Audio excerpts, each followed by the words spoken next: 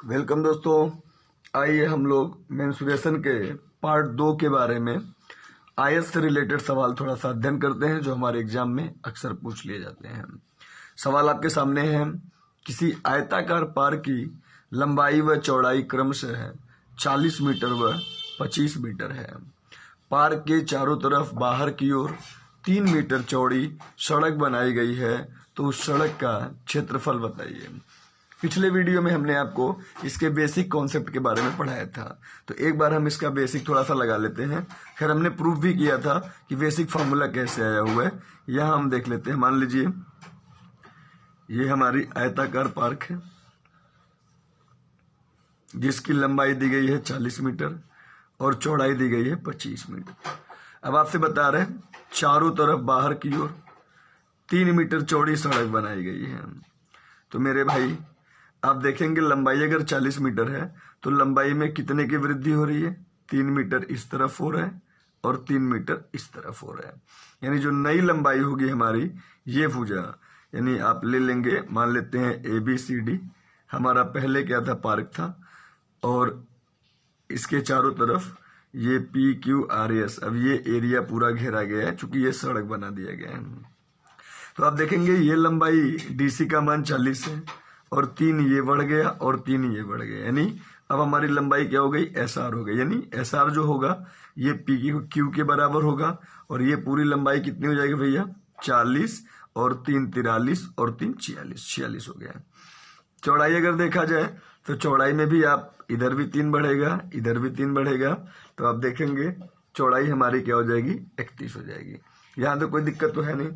अब इस आधार पे अगर हमको इस सड़क के एरिया के बारे में पढ़ना है तो आप जानते हो भाई कि सड़क का अगर क्षेत्रफल देखना है तो आप कह सकते हो कि सड़क का क्षेत्रफल बराबर क्या होगा बताइए? PQRS का क्षेत्रफल। तो PQRS भी क्या होगा? आपका एक आयत है। PQRS के क्षेत्रफल में से अगर हम ये अंदर वाले आयत ABCD का क्षेत्रफल घटा दें तो हमारे सड़क का क्षेत्रफल निकल जाएगा। तो सड़क का क्षेत्रफल बराबर PQRS का क्षेत्रफल। तो PQRS भी एक आयत है, इसकी लंबाई क्या होगी? 46 और चौड़ाई क्या हो गई? 31। इसमें से आप क्या करेंगे भाई? ABCD की लंबाई व चौड़ाई का गुणा करके घटा देंगे। तो ABCD का क्षेत्रफल देखेंगे आप, ये हो जाएगा 40 गुणे 25। यहां तक कोई डाउट तो नहीं है? बात समझ में आ रही है भाई? चलिए अब आप 46 गुणे 31 करते हैं तो ये हो जाएगा आपका 1426 माइनस, और ये हो गया आपका 1000। तो 1426 में से जब आप 1000 घटाएंगे तो आप जानते हैं कि क्या हो जाएगा भाई? 426 वर्ग मीटर या मीटर स्क्वायर हो जाएगा। बात समझ में आ रहा है? इसी आधार पे अगर आपसे ये कह दिया कि जो आयताकार आपको सड़क दिया गया है, जो सड़क आपने बनाया हुआ है, इस सड़क पर अगर कह देता है कि 5 रुपया प्रति वर्ग मीटर की दर से कालीन बिछाई जा रही है, तो कालीन का चार्ज क्या होगा? तो अगर हम लोग कालीन बिछाने का खर्चा कितना आएगा, तो भैया आप जानते हैं कि 1 वर्ग मीटर का खर्चा कितना बता रहे हैं? 5 रुपए।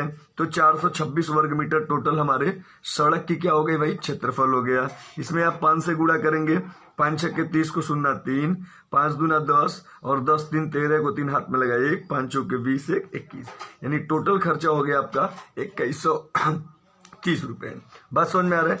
अब आगे देखते हैं। हम लोग पढ़ा गया है कि अगर ये कोई आयताकार जो है पार्क है, उसके चारों तरफ बाहर की ओर X मीटर चौड़ी सड़क बनाई गई है, तो सड़क का क्षेत्रफल के लिए आपने पिछले वीडियो में डायरेक्ट फार्मूला पढ़ा था कि अगर सड़क हमारा बाहर बना है तो हो जाएगा 2x L प्लस B और प्लस क्या होगा भाई? 2x, जहां x क्या है?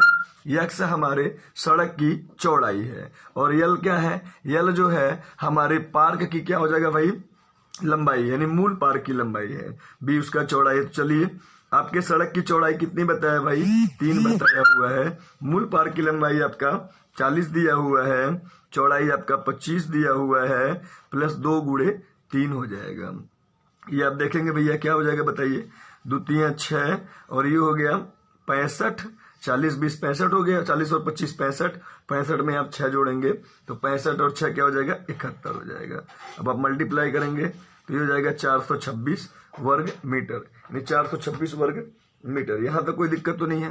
वही मल्टीप्लाई कर लेंगे और मल्टीप्लाई करेंगे तो आ जाएगा 426 वर्ग मीटर या मीटर स्क्वायर। यहां तक कोई डाउट नहीं है। अगर मान लीजिए आपसे दे दिया है कि जो आयताकार पार्क है, अगर उसके अंदर की ओर, अगर मान लीजिए बाहर की ओर न बना के आपसे ये कह दे कि जो आयताकार पार्क दिया हुआ है हमारा, इस आयताकार पार्क, ये मान लीजिए यही सवाल हम लेते हैं कि इसकी लंबाई 40 मीटर है और चौड़ाई आपको बता दिया भैया कितना लिया है 25 मीटर।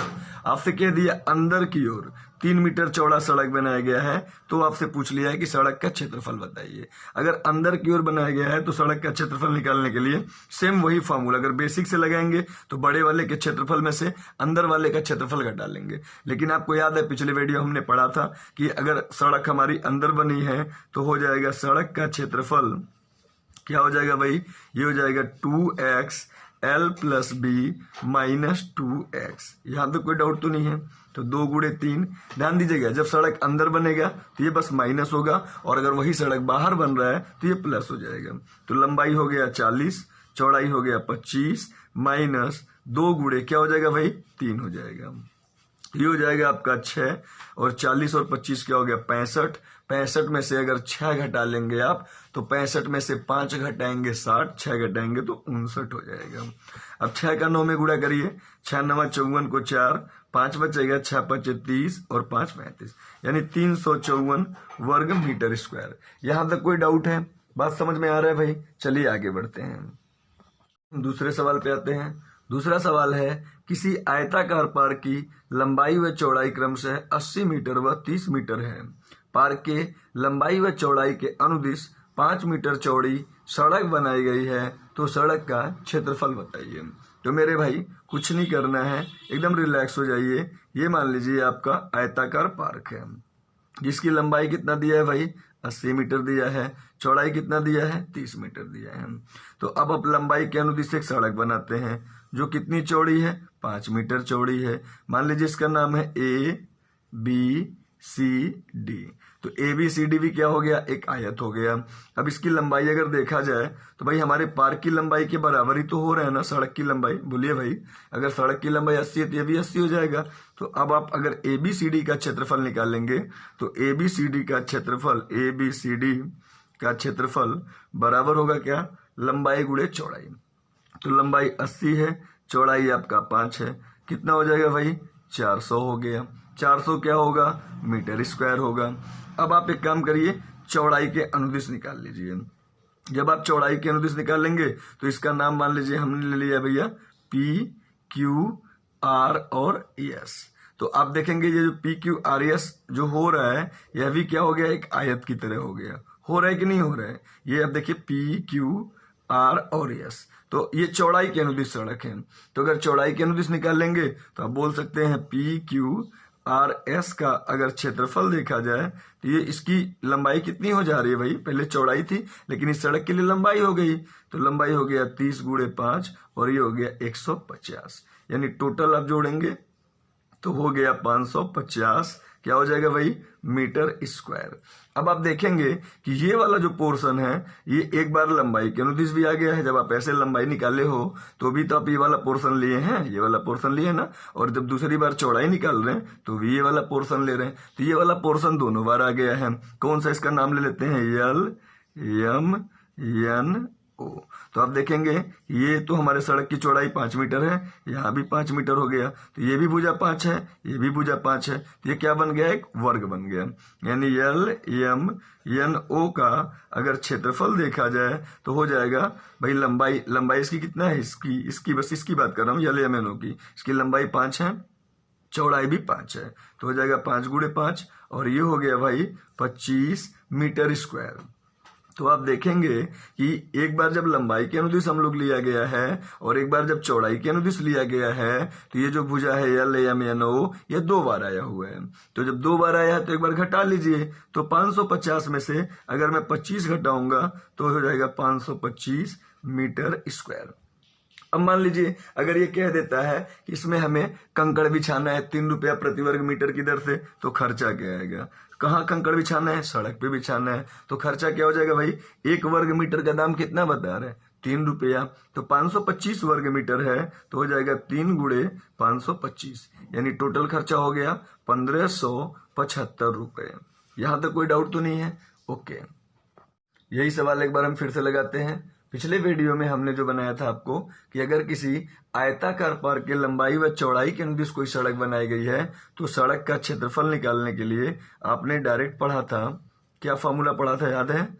x ब्रैकेट में l plus B minus X. ये हमने पिछले वीडियो में आपको पढ़ाया था। तो आप देखेंगे भैया ये x क्या है? सड़क की चौड़ाई है, कितना दिया हुआ है? 5। और l क्या है? हमारे पार्क की लंबाई 80 और b क्या है? पार्क की चौड़ाई 30 और ये -5। तो आप देखेंगे ये 5 हो गया, 80 और 30 क्या हो जाएगा भाई? 110 हो गया। 110 में से 5 घटाएंगे 105 हो जाएगा और आप गुणा करेंगे तो ये हो गया 525 मीटर स्क्वायर। अगर इसमें आपसे कह देता है, अगर इस सवाल में आपसे कह देता है कि ₹3 प्रति वर्ग मीटर की दर से कंकड़ बिछाया जाए तो खर्चा क्या आएगा? तो अगर सड़क पे कंकड़ बिछा रहे हैं तो पहले आपको सड़क का क्षेत्रफल पता होना चाहिए। तो सड़क का क्षेत्रफल तो पता हो गया 525 है। अब अगर खर्चा पूछा हुआ है तो 525 मीटर स्क्वायर है और 1 वर्ग मीटर का कितना खर्चा है? ₹3, तो हो जाएगा ₹1575। कोई डाउट तो नहीं है भाई? ओके, अगले सवाल पे आते हैं। अगला सवाल है किसी आयताकार पार्क की लंबाई व चौड़ाई क्रमशः 80 मीटर व 30 मीटर है। मान लीजिए एक आयताकार पार्क है, इसकी लंबाई व चौड़ाई बता रहा है 80 मीटर व 30 मीटर है। कह रहा है इसके एक कोने पर मान लीजिए यहाँ पे एक घोड़ा बांधा गया है और घोड़ा जो बांधा गया है उस रस्सी की लंबाई क्या है? 14 मीटर है। तो आपसे पूछ लिया है कि घोड़े द्वारा चरे जा सकने वाले भाग का क्षेत्रफल बताइए। तो ये वाला जो हिस्सा है यही हमारा घोड़ा चर पाएगा। तो घोड़े द्वारा चरे जा सकने वाले भाग का क्षेत्रफल निकालने के लिए क्या करेंगे भाई कि हम पूरे आयत के क्षेत्रफल में से, या ऐसे भी कह सकते हैं कि घोड़े द्वारा चरे जा सकने वाले भाग का क्षेत्रफल, तो ये कितना हो रहा है भाई? सिंपल है, एकदम फ्री का सवाल है, कुछ नहीं करना है। तो घोड़े द्वारा चरे जा सकने वाले भाग, घोड़ा हमारा यही क्षेत्रफल चर पाएगा। तो ये जो क्षेत्रफल आप देखेंगे कि आयत जो होता है उसका प्रत्येक कोण कितना होता है? 90 अंश होता है। अगर इसको हम मिला दें, अगर हम इसको मिला दें तो क्या बन जाएगा? एक वृत्त बन जाएगा, एक सर्कल बन जाएगा। और आप जानते हैं मेरे दोस्त कि वृत्त का जो क्षेत्रफल होता है वो क्या होता है? πr²। तो हमारा जो घोड़ा होगा वो क्या करेगा? वो एक वृत्त का क्या कर पा रहा है? 1/4 भाग ही चर पा रहा है। देखिए 1 2 3 4 टोटल भाग कितना है? टोटल भाग अगर टोटल टुकड़ा देखा जाए 4 है तो घोड़ा हमारा यही वाला हिस्सा तो चर पा रहा है।